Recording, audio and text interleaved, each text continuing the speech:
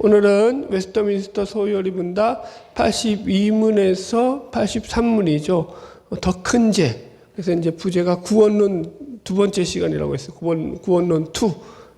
이제 나눌 텐데요. 먼저 이제 이 웨스터민스터 소요리 문답 전체 숲을 좀 다시 그리고 말씀을 들어가려고 해요. 왜냐하면 지난주까지 우리가 이제 10계명을 마쳤잖아요. 그러니까 지금 이제 마치고 나서 이제 그 다음 이제 어떻게 보면 다음 주제로 넘어가는데 이게 지금 우리가 지금 여기가 어디 와 있나.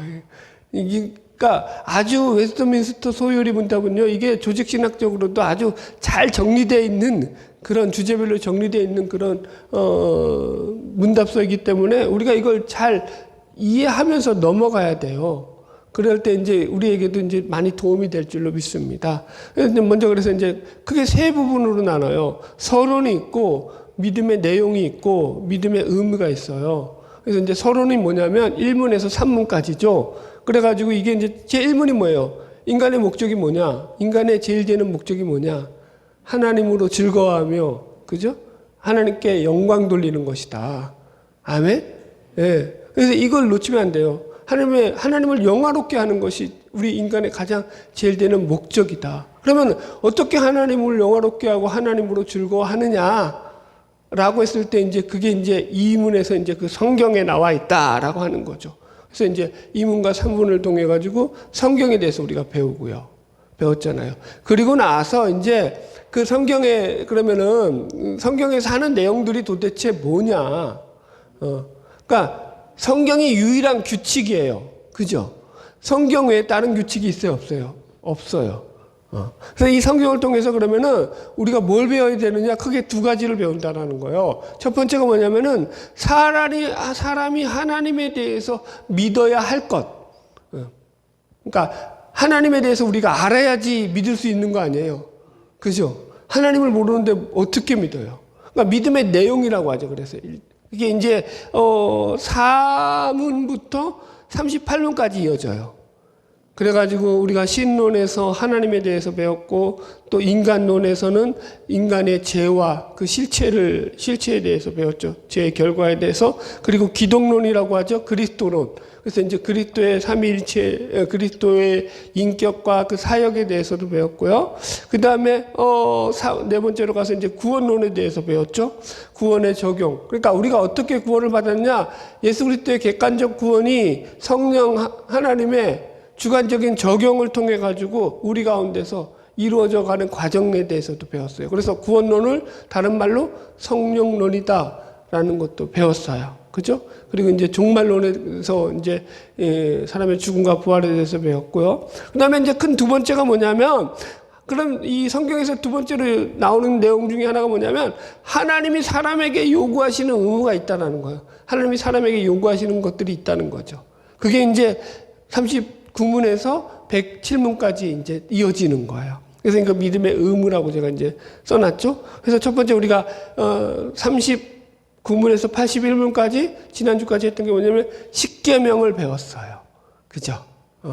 그리고 나서 이제 보세요. 그런데 이제 82문에서 87문까지 믿음과 회개에 대해서 다시 배워요. 이건 구원론이에요. 두 번째 시간 구원론. 왜 구원론을 여기다 다시 집어넣었을까요? 앞에 구원론 다뤘는데?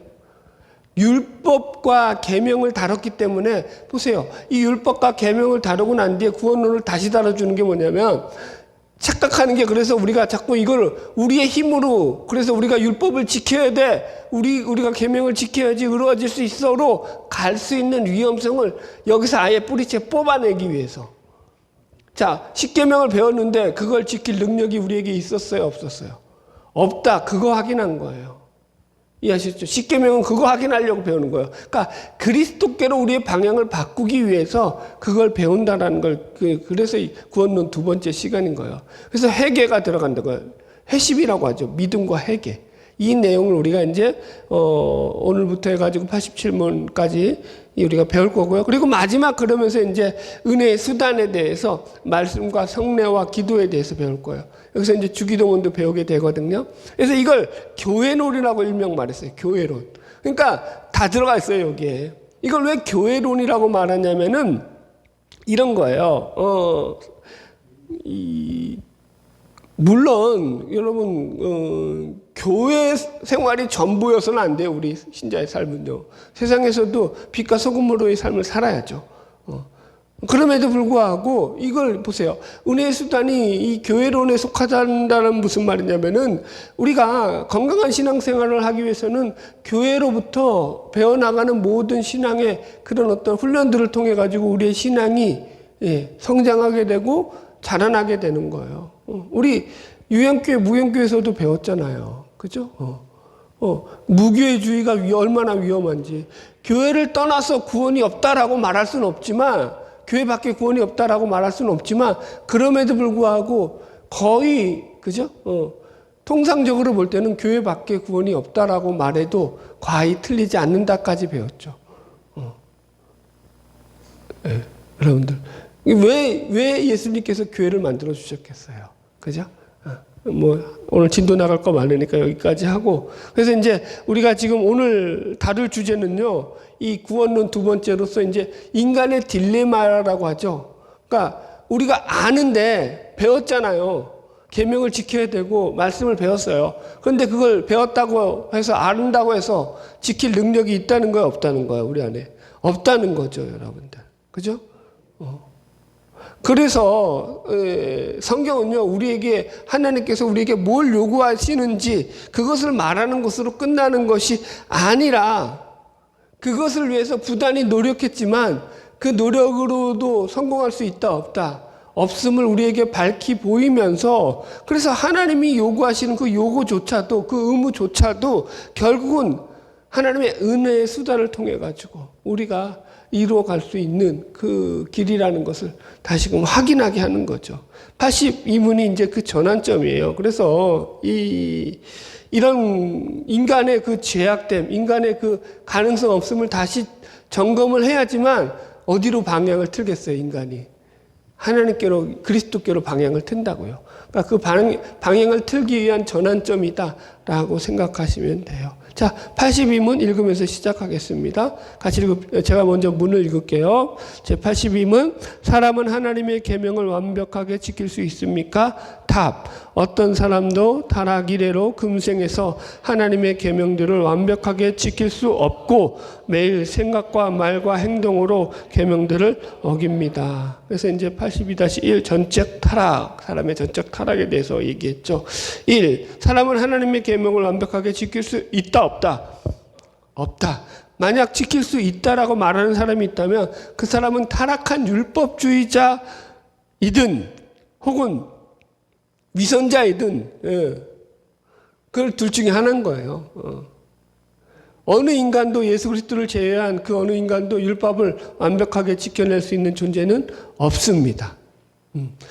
예를 들어 볼게요. 욥기서에 보면은 욥의 세 친구가 나오죠. 엘리바스와 소발과 빌닷이 욥의 고난에 대해서 그들이 하는 주장이 뭐냐면은, 야, 욥 네가 고난을 당하는 것은 네가 하나님 앞에 죄를 졌기 때문이야 라고, 이건 뭐라고죠? 추상적인 답이죠. 그냥 그들이 생각하는 어떤 그냥 추상적인 논리죠. 인과응보적인 논리를 들이대가지고 안 그래도 가만 내버려도 속에 불이 나는 인간을 갖다가 더 불을 지르죠.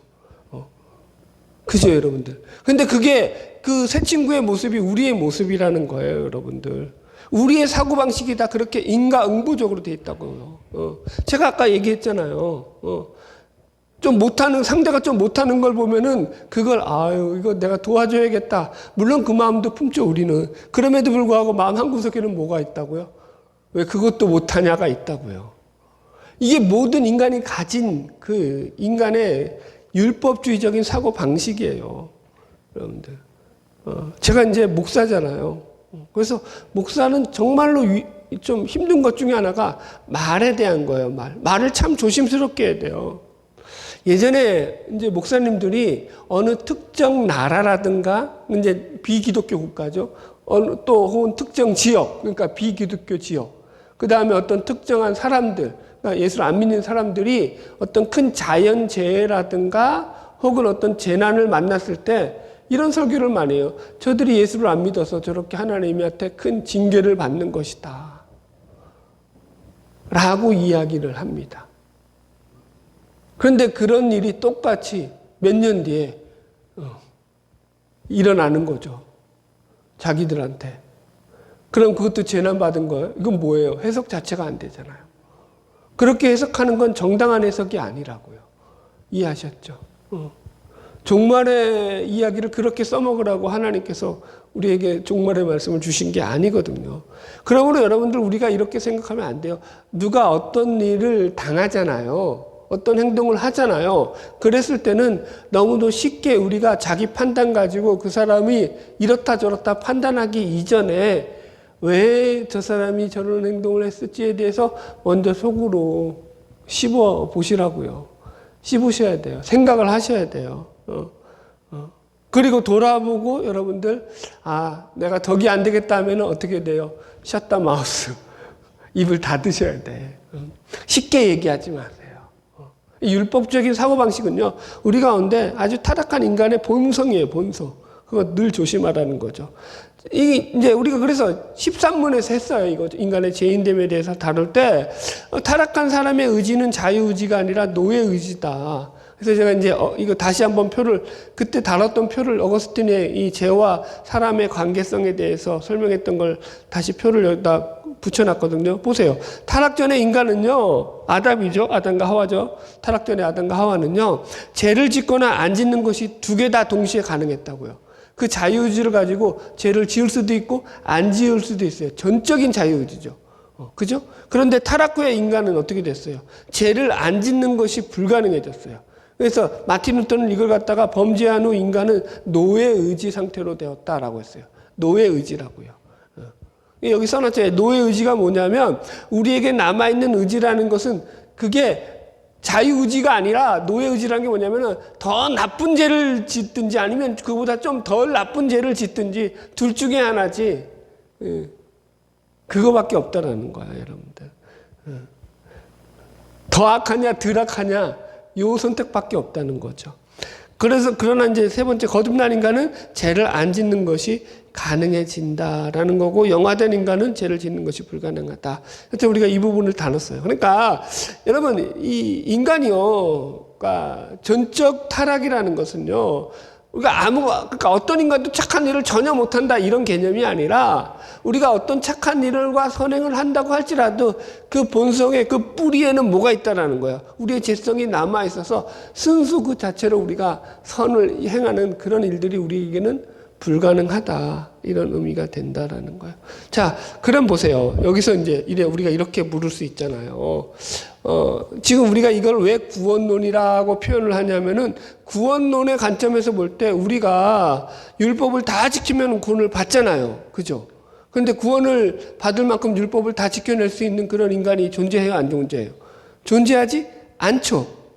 그래서 율법의 의로는 완전히 율법을 지킬 자가 없기 때문에, 여러분들. 그래서 이제 이 율법이 이제 등장하는 거예요. 보세요. 우리가 이렇게 묻는 거죠. 왜 지키지도 못할 율법을 우리에게 주어서 우리를 괴롭히느냐? 자, 보세요. 여기 이 구절 읽고 제가 써놨죠? 야고보서 2장 10절로 11절. 누구든지 온 율법을 지키다가 그 하나를 범하면 모두 범한 자가 되나니, 간음하지 말라 하시니가 또한 살인하지 말라 하셨은즉 내가 비록 간음하지 아니하여도 살인하면 율법을 범한 자가 되느니라. 그죠? 그러니까 내가 율법을 지키려면 다 지켜야지, 그 하나라도 범하면 그건 율법을 범한 자가 된다라는 거예요. 여기서 이제 우리가 그래서 세 가지 율법의 이 용도에 대해서 배웠죠. 이거 다 배운 거 지금 복습하면서 넘어가는 거예요.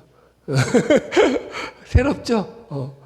새록새록하죠? 여러분들 다 아시는 거죠? 여러분들 다 기억나죠? 첫 번째가 이제 정치적, 시민적 용도. 이게 이제 악을 규제하는 거죠. 악을 그러니까 억제하고 선을 권장하는 역할을 통해 가지고 국가의 도덕과 질서를 세워지게 하는 거. 그러니까 타락을 억제하는 역할을 하는 거예요. 정치적 용도가. 두 번째가 교육적 용도라고 해서 몽학 성생의 용도가 있어요. 그러니까 죄를 깨달아 가지고 그리스도께로 행하게 하는 거. 이제 우리가 다룰 주제가 이 주제예요. 2번. 3번은 뭐냐면 규범적 용도죠. 규범적 용도라는 것은 신자들이 어떻게 살아야 하는지를 알려주는 역할. 이건 이제 우리가 다음에 배울 주제고. 그러니까 이 두 번째 용도를 우리가 조금 더 살펴보면 이런 거예요. 몽학 선생으로서의 역할은 이거 비록 종의 신분임에도 불구하고 이 몽학 선생이라는 오늘날 그런 종이 그런 개념이 아니라고 했어요. 훨씬 초등교사 개념보다 훨씬 더 가는 개념이라고 했어요. 심지어 이 아이를 갖다가 체벌하고 마음껏 그 어린아이에 대해서 그죠? 교육의 그 권한을 가진 게 이 몽학 선생이라는 거예요. 그래서 어떻게 하는 거예요? 그 잘못을 뼈저리게 깨닫게 해서 어떻게 그리스도께로 인도하는 역할을 한다고요. 이 몽학 선생이 하는 역할이. 자, 여기 그래서 제가 이제 존 파이퍼 목사님이 쓰신 장래의 은혜를 갖다가 빗대어서 설명을 했어요. 그 책에 보면은 율법의 단기적인 목적과 장기적인 목적으로 이걸 설명해 놨어요. 그러니까 단기적인 목적은 그게 율법이 우리를 죽음으로 이끄는 거예요. 그러니까 죄를 깨닫게 하는 거죠. 죄를 깨달아가지고 우리가 죄에 대해서 절망할 수밖에 없게 만드는 거죠. 그죠? 그래야지 이제 그 뒤로 어떻게 되는 거예요? 나에게는 희망이 없구나. 그래서 이제 장기적 목적을 우리가 배우게 되는 거죠. 어떻게? 그리스도께로 나아가는 거. 이해하셨죠? 무슨 말인지. 예. 예를 하나 더 들어놨어요. 이거 이제 조용필 씨가 부른 가수 그 노래 제목인데 킬로만자로의 표본이라는 노래 제목이 있어요. 이게 이제 제가 읽는 이제 정요석 그 목사님이 쓰신 그 책에 예화로 나와 있어서 좋아서 이제 제가 카피했거든요. 읽어드릴게요. 그 가사가 이래요. 먹이를 찾아 상기색을 어슬렁거리는 하이에나를 본 일이 있는가? 짐승의 썩은 고기만을 찾아다니는 상기슬개 하이에나. 나는 하이에나가 아니라 표범이고 싶다. 산적 높이 올라가 굶어서 얼어 죽는 눈 덮인 킬로만자로의 그 표범이고 싶다. 무슨 말이냐면은 이게 이것을 작사했던 양인자님이 이 가사의 영감을 킬로만자로의 눈이라고 하는 그 소설, 해밍웨이가 쓴 소설이거든요. 여기서 따왔는데요. 이 해밍웨이의 소설에 등장하는 게 뭐냐면은 그 킬로만자로 산 정상에 이 표범 한 마리가 미라로 얼어 죽어 있는 거예요. 이 높이가 6,570m래요. 킬로만자로가 높이가. 어마어마한 높이죠. 6,000m가 넘는 그 산 정상 기슭에 왜 표범이 거기까지 올라가가지고 얼어 죽어 있을까? 이걸 해밍웨이가 궁금해한 거죠. 실제로 이 해밍웨이가 이 아프리카 여행 가다가 그거 풍토병에 걸려가지고 그 킬로만자로를 비행기를 타고 넘어가다가 그 킬로만자로의 그 어마어마한 웅대한 산의 광경을 보고 영감을 받은 거예요. 감동을 받은 거죠. 그리고 이 소설이 나온 거거든요. 이게 무슨 얘기냐면은 그러니까 이렇게 설명을 할게요. 해밍웨이는 철저한 실존주의자거든요.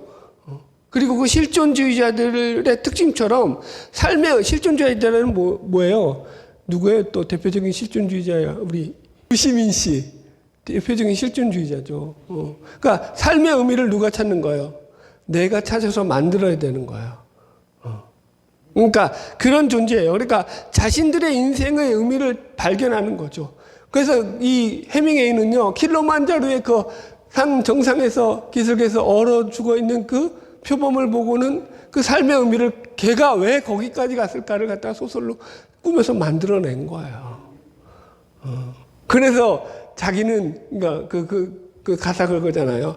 하이에나 같이 썩은 고기를 먹고 살다가 죽는 그런 존재가 아니라 고고하게 보세요. 6,000km 올라가가지고 거기서 얼어 죽은 저 표범처럼 그런 고고한 인생이 되고 싶다. 자, 보세요. 그런데 이 실존주의의 약점이 뭐죠? 설교가 좀 깊어도 이해하세요. 실존주의의 약점은요, 여러분들, 내가 어떤 의미를 찾았다고 한들 그 의미가 내가 또 다른 의미를 찾았을 때는 이 의미는 어떻게 되는 거예요? 무너져 내린다고요. 그 의미는요, 또 다른 주어지는 의미 앞에서 무용지물이 되는 거죠. 의미는 언제든지 뭐예요? 변화되고 변질되고 오염될 수 있는 거죠. 그게 약점인 거죠, 여러분들. 자, 보세요. 이걸 킬로만자로의 표범으로 생각해 보면은 똑같은 거예요. 여러분, 우리 생각으로, 그러니까 성경적인 생각으로 하면은요, 산 정상에 올라가서 얼어 죽었든지, 썩은 고기를 잡아먹다가 죽었든지, 그 죽음은요, 차이가 있어요, 없어요? 하나도 없어요. 똑같아요. 그죠? 그러니까 의미를 찾다가 해밍웨이가 결국 발견을 못하니까 엽총으로 자살을 했잖아요. 그거라니까요. 그가 가진 게 얼마나 많았어요. 누리는 게 얼마나 많았어요. 다 가지고 다 누렸는데 그걸로는요 인생의 만족이 되더라 안 되더라? 안 되더라 여러분. 그래서 여러분 이걸 지금 우리가 지금 배우려고 하는 거예요. 이 말씀들을 통해서. 여러분 죄의 본질을 깨닫지 못하면요 그 인간이 뭘 하고 산들 거기 속에서는요 진정한 자유란 있을 수 있다 없다? 없다. 넘어갈게요. 83문. 그래서 법을 어긴 모든 죄가 똑같은 정도로 가증스럽습니까? 답 읽읍시다. 시작. 어떤 죄들은 그 자체로 그리고 몇 가지 악화의 요인 때문에 다른 죄들보다 하나님 보시기에 더 가증스럽습니다. 그러니까 더 가증스러운 죄가 있다는 거예요, 없다는 거예요? 있다. 그래서 이제 83-1 죄와 싸우는 신자예요. 늘 범죄하기 때문에 죄와 싸울 필요가 없는가?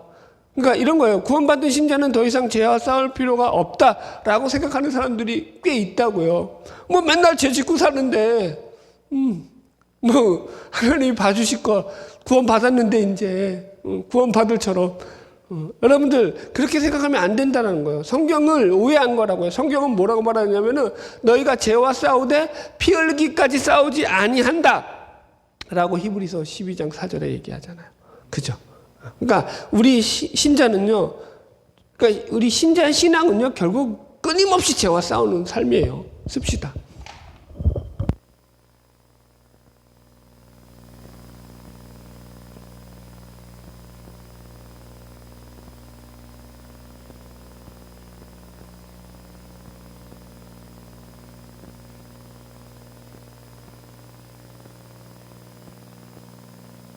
언제까지 싸워요?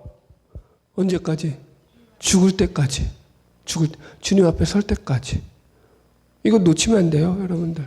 내가 오늘 죄 이겼다고, 이거 뭐예요? 고개 빳빳이 들고, 내가 뭐, 이런 순간 벌써 교만해제가 쑥 들어오는 거예요. 아셨죠, 여러분들? 자, 그래서, 83-2, 더 큰 죄가 있다, 없다? 있다. 1. 더 가증한 일이라고 해가지고 제가 에스겔서 8장 15절 그 소리분담에 나온 거 그대로 써놨어요. 그가 또 내게 이르시되 인자야 내가 그것을 보았느냐 너는 또 이보다 더 큰 가증한 일을 보리라 하시더라. 이제 에스겔 선지자에게 하나님께서 나타나셔가지고 환상 가운데서 하시는 말씀 가운데 이제 성전 안에 각종 타락한 그런 짐승의 우상과 곤충들의 그림들 그런 것들이 가득 찬 것을 보고 하나님께서 이렇게 말씀하시는 거예요. 그러니까 네가 지금 이것을 보느냐 너는 또 이보다 더 가증한 일을 보리라. 그러니까 더 가증한 죄가 있다는 거예요, 없다라는 거예요. 있다라는 거. 하나님이 친히 더 가증하게 보시는 게 있다라고 지금 얘기하는 거예요. 그래서 이제 신약 성경에는 제가 요한일서 5장 16절로 17절 우리가 읽었던 거를 지금 본문을 예를 들어놨어요. 자, 같이 읽어봅시다. 누구든지 형제가 사망에 이르지 아니하는 죄 범하는 것을 보거든 구하라. 사망에 이르는 죄가 있으니 이에 관하여 나는 구하라 하지 아니노라. 모든 불의가 제로돼 사망에 이르지 아니하는 죄도 있다. 그죠? 그러니까 사망에 이르지 아니하는 죄도 있고 사망에 이르는 죄도 있다라고 신약에서도 사도 요한이 얘기하고 있다고요. 예를 들어서 이제 이런 거예요. 신약의 예를 치면은 배교라든가 성령을 해방하는 죄라든가 이제 우리가 뒤에 가서 이제 좀 다룰 거예요. 이런 것들. 이단에 빠지는 거라든가 이런 것들은요. 사망에 이른 죄죠. 그죠? 구약의 예를 치면은 구약에서도 여러분 보세요. 돌로 쳐 죽여라 하는 그런 죄들이 있어요, 없어요? 있죠. 특별히 가증하게 보는 죄들이 있어요. 그죠? 간음죄라든가 동성애라든가 또 여기 써놨잖아요. 사람을 고의로 죽이는 죄라든가 납치범이라든가 부모를 폭행하는 거라든가 무당이라든가 복슬가들은 돌로 쳐 죽여라 그렇게 나와요. 또 가증히 보신다라고 성경에 나오죠. 예. 자, 그래서 이제 이걸 제가 대요리 문답에 그러니까 상세하게 나와 있어요. 그래서 그걸 예어를 이제 쭉 읽으면서 나올 거예요. 너무 많으니까 스킵하면서 조금씩 설명하면서 넘어갈게요. 그래서 이 웨스터민스터 대요리 문답이 가르치는 더 큰 죄, 더 가증스러운 죄가 대요리 문답 151문에 나오는데 첫 번째가 이제 가해자의 관점에서예요. 죄는 다음과 같은 데서 더 악화된다. 죄를 짓는 사람이 성숙한 연령의 사람인지 또는 더 많은 경험과 장점이 있는지 직업과 은사와 지위와 직분과 다른 사람을 인도하는 자로서 남이 쉽게 본받는 사람인지에 따른다. 그죠? 그러니까 죄를 누가 짓느냐에 따라서 그 죄가 더 가중처벌될 수 있다 없다. 있다라고 얘기한다고요. 1. 범죄자가 누구냐? 하나님의 은혜를 많이 받은 사람일수록 더 가증하다. 솔로몬이라든가 다윗 같은 경우도 그렇죠. 여러분들. 그죠? 베드로도 그죠? 이방인들과 식사하다가 도망간 거 가지고 바울에게 되게 책망도 했잖아요. 자, 누가복음 12장 47절 8절 주인의 뜻을 알고도 준비하지 아니하고 그 뜻대로 행하지 아니한 종은 많이 맞을 것이요 알지 못하고 맞을 일을 행한 종은 적게 맞으리라. 무릇 많이 받은 자에게는 많이 요구할 것이요 많이 맡은 자에게는 많이 달라 할 것이리라. 그러니까 은혜도 여러분들 우리가 받은 만큼 하나님 앞에 또 여러분 은혜를 사모하고 그렇게 하셔야 돼요. 그리고 받은 만큼 또 우리가 직분도 감당해야 되는 거예요. 제가 이렇게 써놨잖아요. 목사의 직분이 참 영광스러우면서도 두려운 직분이다. 제가 유튜브에 설교를 올리면서 좋은 점이 있어요. 장점이 있어요. 유튜브에 설교를 올리다 보니까 제 설교가 만인 지하에 다 드러나요. 누가 다 어쨌든 뭐 여기 이제 공개적으로 객관적으로 자료가 전부 공개되잖아요. 그죠? 이제 400편이 넘었더라고요. 제가 이제 언제부터 올렸죠? 코로나 이후 때부터 올렸거든요. 그러니까 거의 한 주도 안 빼고 계속 올렸어요. 근데 설교가 뭘 증명해 줄까요, 여러분들? 저는 이게 그런데 맞다고 생각해요. 여러분, 목사는요, 그 가치를요, 다른 걸로, 교인 수가 얼마나 많으냐, 적으냐로 평가받지 않아요. 목사는요, 그 가치를 뭘로 평가받을까요? 하나님의 말씀을 대언하는 종으로서 평가받아요. 그 말씀이에요, 말씀. 제가 감사한 건 여태까지 오면서 말씀을 그래도 참 열심히 준비해가지고 잘 전한 것 같다. 제가 말씀에 대해서는 소홀히 하지 않으려고 말씀 중심으로. 그러니까 말씀에 제 모든 삶의 포커스를 맞췄기 때문에 말씀 때문에 뭐 이건 사실 희생은 아니에요. 기질상 그런 건데 좀 꾸며보자고요. 제가 말씀을 위해서 저는 나머지 모든 것들을 다 내려놓은 목사잖아요. 그죠? 제 주위에 있는 모든 것들을 다 차단을 했죠. 그리고 오직 말씀으로만 승부를 하는 거죠. 그게 여기까지 온 거죠. 여러분들에게도 고맙다고 생각을 해요. 말씀을 들어주시니까 여기까지 온 거니까. 근데 여러분들도 고맙지 않아요, 제가? 네? 그렇게 말씀을 들을 수 있도록 해준 거잖아요. 그죠? 어디서 이렇게 계속해서 그러니까, 반복된 설교 안 하잖아요. 네. 그러니까 이 준비하는 시간들이 그만큼 많고요. 이게, 그러니까 이거 참, 이 얘기도 할게요. 그렇다고 제가 다 만들어낸 거 아니에요. 웨스트민스터 소유의 문답도 제가 대표적으로 이게, 표준적으로 이제 참고하는 두 분의 텍스트가 있어요. 정유성 목사님의 그 표준 이 웨스트민스터 소유의 문답 그거 쓰신 그 책하고 그 다음에 이제 김영임 목사님이라고 베샬롬 교회 그 목사님이 해놓은 해놓은 게 있어요. 제가 얘기했죠. 그 두 분 께 제 기본적인 텍스트의 뼈대예요. 그래서 그분들 거 자료하고 보면은 비슷한 거 맞고 똑같은 것도 많아요. 그건 제가 그분 참고했다고 얘기를 하는 거예요. 표절이라고 하면은 할 말 없고. 근데 그분들 들어보면 달라요. 그런데 그분들은 그분들 거고 제 건 제 걸로. 아까 킬로몬자르의 표범도 그분의 것을 따왔지만 제 얘기가 추가되는 거죠. 무슨 말인지 이해하겠죠. 지금 이렇게 가는 거예요. 그러니까 이게 중요한 거예요. 여기 보세요. 2번 제사장의 죄에 대해서 레위기 4장 제사장의 속죄죄는 숫송아지를 잡았다고요. 이게 숫송아지는요, 온 회중에 속죄죄를 드릴 때 잡는 제물이에요.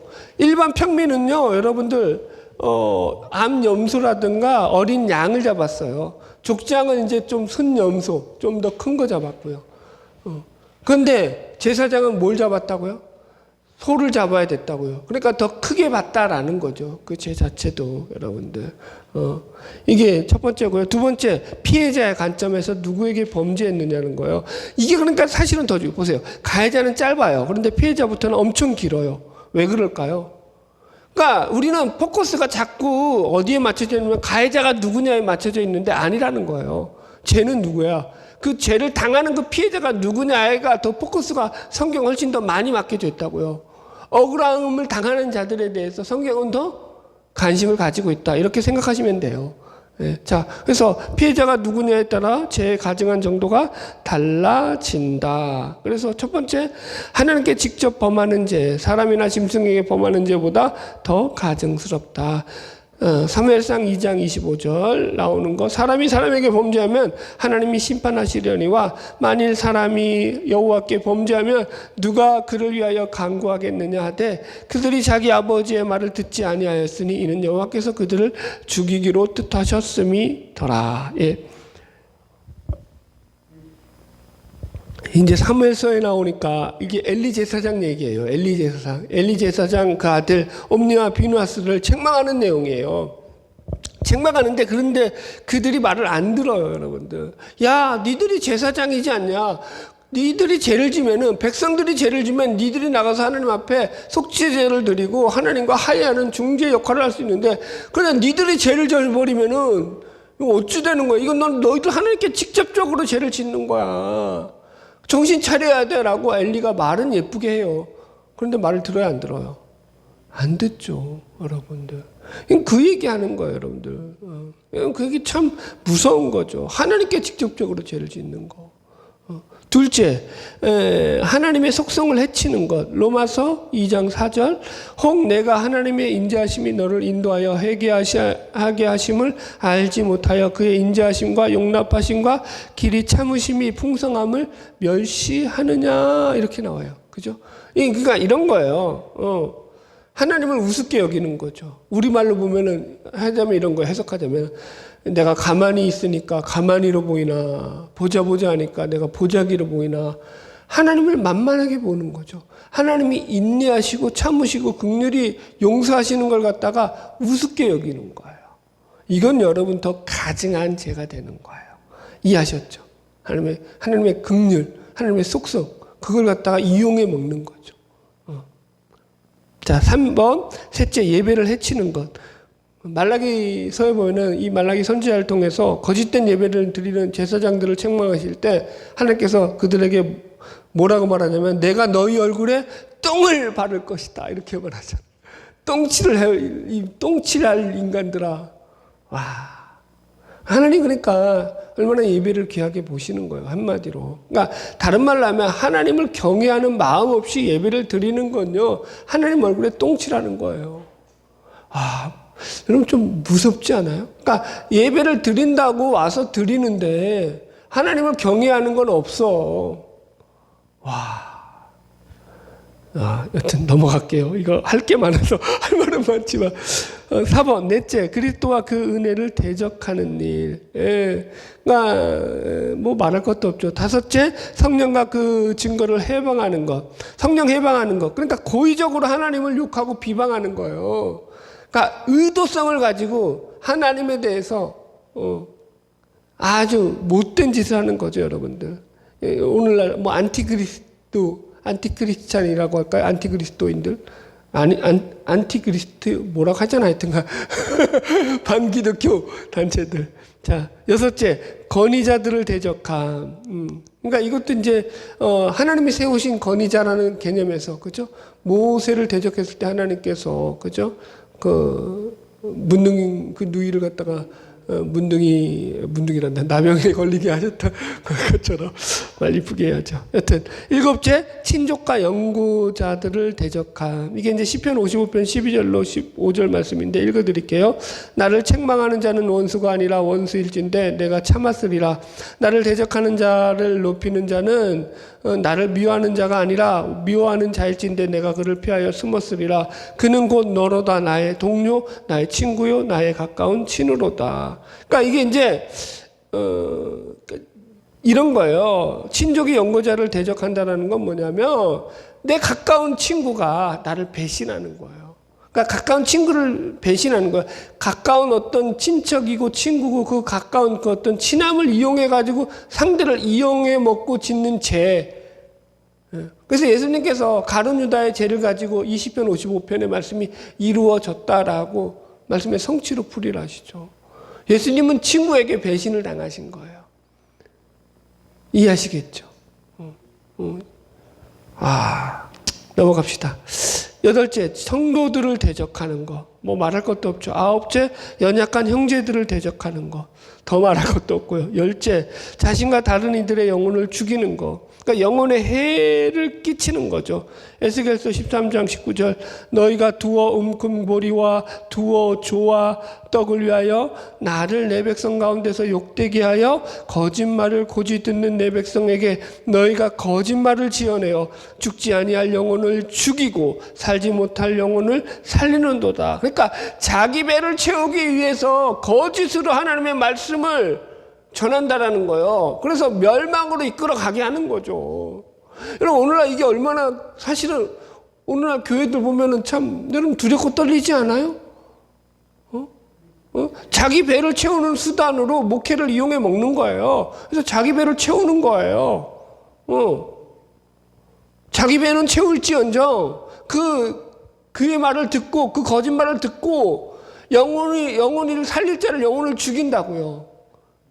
그 얘기를 그게 진짜인 줄 따라가다 그 영혼이 멸망당한다고요. 그런 자들이 얼마나 많냐라는 거죠. 이게 얼마나 두렵고 떨리는 일이냐고요. 이 죄를 누가 감당해야 어떻게 감당하려고 그러는지 모르겠어 나는. 넘어갈게요. 11째, 많은 사람의 공동 복리를 대적한 이런 거죠. 아간의 죄 같은 거, 그죠? 그 아간이 한번 죄를 짓물하면서 아이성 전투에서 많은 사람이 죽고, 그죠? 그 피해를 입잖아요. 진노 가운데서. 이런 거예요. 그러니까, 많은 사람들의 공리에 부합되지 않는 그런 것들도 큰 죄가 된다라는 거예요. 3번 넘어갑시다. 범죄의 속성과 질의 관점에서. 그러니까 세 번째는 뭐예요? 죄 질의 관점이에요. 더 죄가 질이, 나쁜 죄질이 있다, 없다? 있다. 잠언서 6장 30절로 33절 도둑이 만일 줄일 때에 배를 채우려고 도둑질하면 사람이 그를 멸시하지는 아니하려니와. 여러분, 배고픈 것 때문에 도둑질한 것 가지고는 사람을 멸시하지 말라라는 거예요. 즉 정상 참작이 된다라는 거죠. 배고팠기 때문에 어쩔 수 없이 그 배를 채우기 위한 생계를 위한 그런 일들은요 넘어가 줄 수 있다는 거예요. 옛날에 우리나라 대법관 후보 중에 청문회 가운데서 그분이 대법관이 됐을 거야 아마. 그 청문회 그 사람 이름 말하면 또 명예훼손되니까 말을 안 할게요.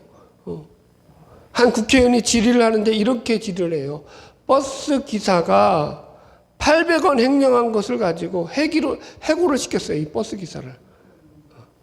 횡령이라고 800원 때문에. 그런데 해고를 시킨 것으로 끝나는 게 아니라 그거 횡령했다라고 판결을 내리는 바람에 다른 버스에서도 취직을 못하는 거예요. 이 사람을. 그 사람이 대법관에 올랐다고요. 여러분 그냥 나라고 막말할 뻔했네. 그러면서 여러분들 보세요. 이 사람이 나중에 예를 들어 가지고 이 공무원들이라든가 고위 어떤 그 고위에 있는 공직에 있는 사람들 있잖아요. 그 사람들은요 훨씬 큰 액수로 비리를 저질렀음에도 불구하고 이 사람들은 다 정상 참작이라고 해가지고 구제를 해줬어요. 800원 있는 사람은 횡령해가지고 그 삶의 그 밥줄을 끊어버린 인간이. 이 사람이 우리나라의 법을 좌지우지하는 대법관이 된다. 여러분 그러니 여러분들 얼마나 위험한 그런 이게 참 슬픈 일이죠. 슬픈 일. 이런 것들이 하나님이 더 보세요. 사실은 우리가 지금 이 사람의 재질이 약하다. 그러니까 이 생계를 위해서 그거 빠움치는 건 제가 약하다. 이걸 얘기하려고 했는데 하다 보니까 이 사람을 갖다가 차명에 처한 이 나쁜 대법관 이 인간이 재질이 아주 악하다. 우리는 오히려 거꾸로 이렇게 갈 수 있죠. 죄가 누가 더 나쁜 거예요, 사실은. 하나님이 죄가 작다 하는 인간을 죄가 큰 죄로 해가지고 죄를 더 크게 뭐예요? 가중처벌한 이 인간이 훨씬 더 죄가 큰 거죠. 어떻게 보면. 이해가시죠? 저는 없는 자의 편이에요. 자, 1번.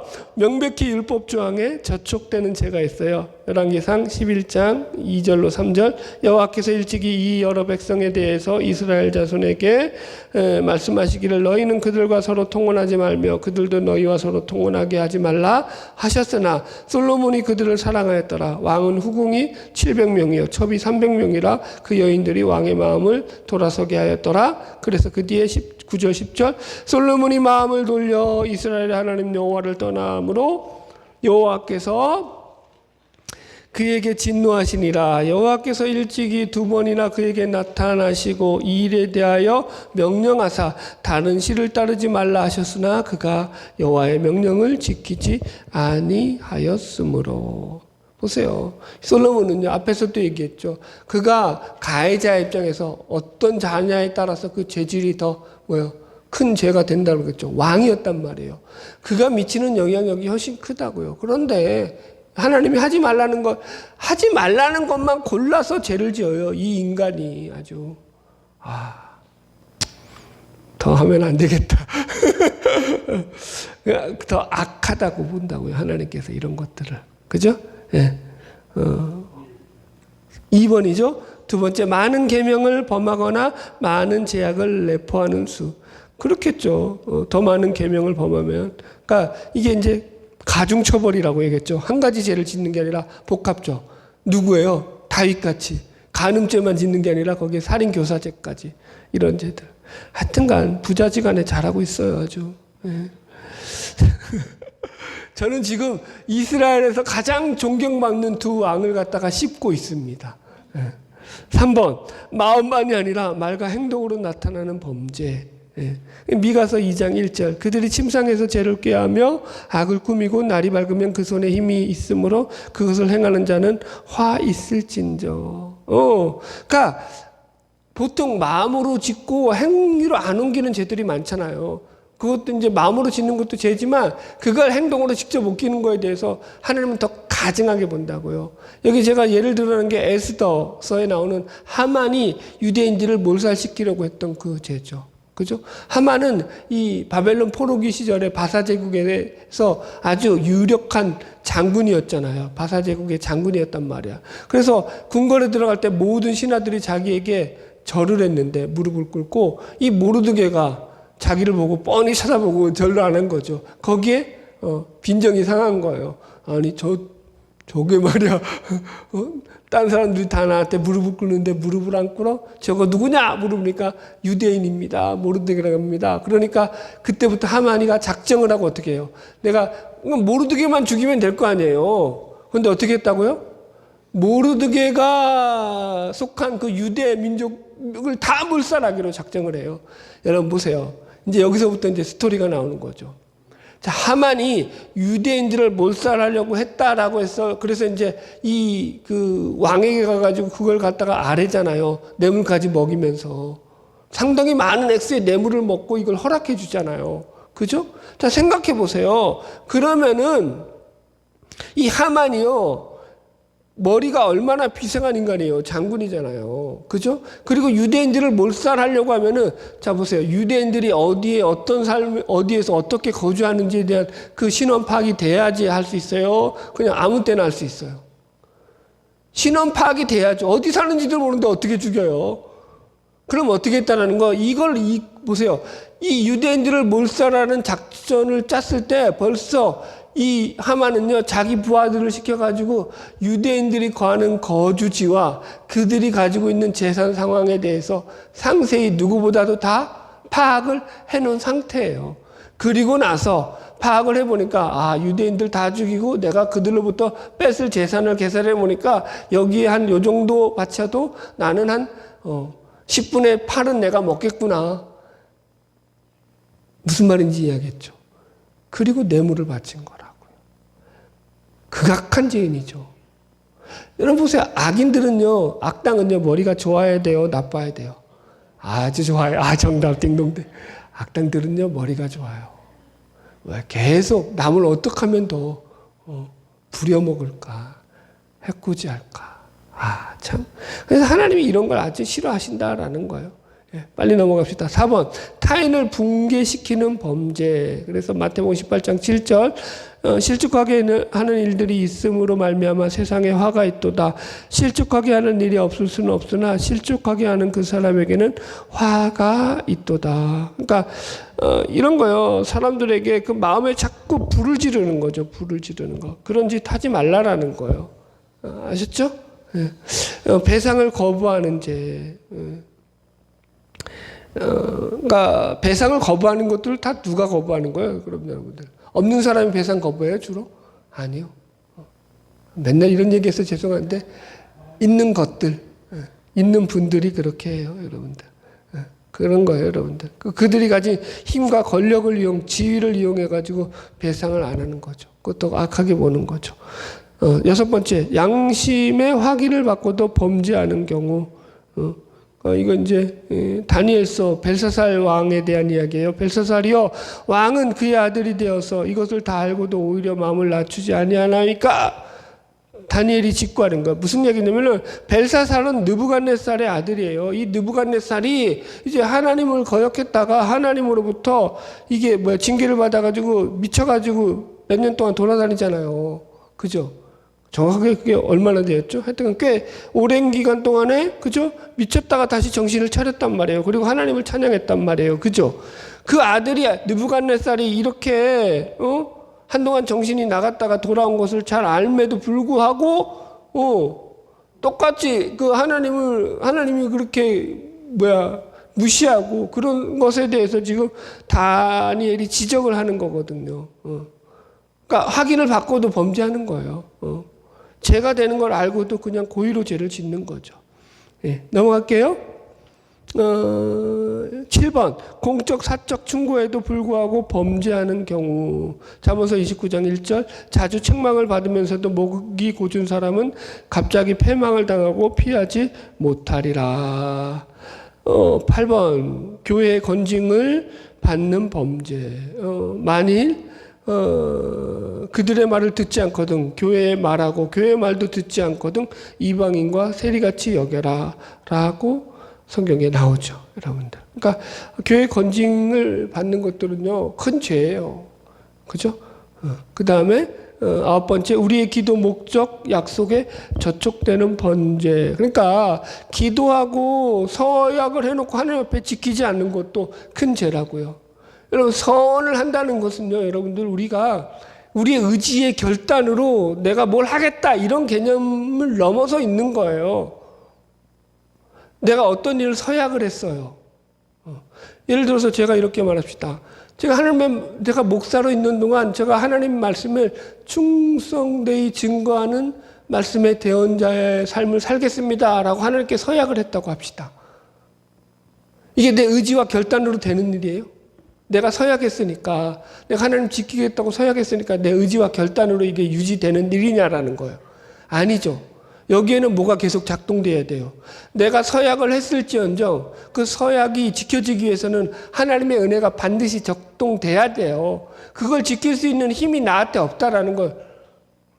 그죠?